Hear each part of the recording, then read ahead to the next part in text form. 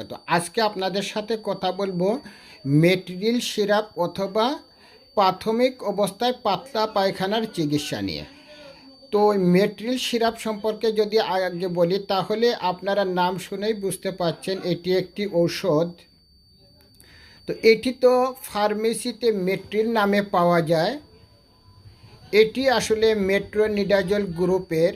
এটি যদি আমরা ট্যাবলেট ফর্মে কেনার চেষ্টা করি তাহলে এটি দুটি স্ট্রেংথে পাওয়া যায়, 200 মিলিগ্রামের এবং 400 মিলিগ্রাম। আর যদি আমরা সিরাপ ফর্মে কিনি তাহলে একটি স্ট্রেংথেই পাওয়া যায় 60 ml সিরাপ।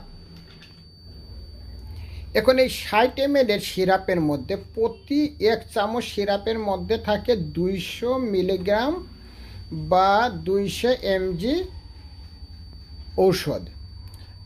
আমাদের বাচ্চাদের যদি দেখা যায় প্রাথমিক অবস্থায় পাতলা পায়খানা হয়, আমরা 1 দিন অথবা 2 দিন পাতলা পায়খানার কন্ডিশন দেখার জন্য প্রাথমিক চিকিৎসা হিসাবে এই মেট্রিল সিরাপটা আমরা নিজেরাই কিনে খাওয়াইতে পারি। তো বাচ্চার বয়স অনুপাতে তাদের বডির ওজনের কন্ডিশন অনুযায়ী আমরা 1 থেকে 2 চামচ করে মেট্রিল সিরাপ 3 টাইমস দিনে 3 বার অর্থাৎ সকালে, দুপুরে, রাত্রে খাওয়াতে পারি। যদি দেখা যায় এই মেট্রিল সিরাপ দিয়ে আমাদের পাতলা পায়খানা কন্ট্রোল হয়ে যায় তাহলে তো আলহামদুলিল্লাহ, নতুবা পরবর্তীতে 2 দিন অপেক্ষা করার পরে অবশ্যই ডাক্তারের শরণাপন্ন হতে হবে, ডাক্তারের পরামর্শ নিতে হবে। আর যদি প্রথম দিনই বাচ্চার কন্ডিশন খুবই খারাপ হয়ে যায় তাহলে আপনার প্রথম দিনই ডাক্তারের শরণাপন্ন হতে হবে অথবা ডাক্তারের কাছ থেকে পরামর্শ নিতে হবে। তো এই মেট্রিল অথবা মেট্রোনিডাজল এটি কিন্তু একটি অ্যান্টিবায়োটিক। এটি শুধু পাতলা পায়খানারই প্রাথমিক চিকিৎসা হিসাবে কাজ করে না, এটির আরও অনেকগুলি কাজ রয়েছে।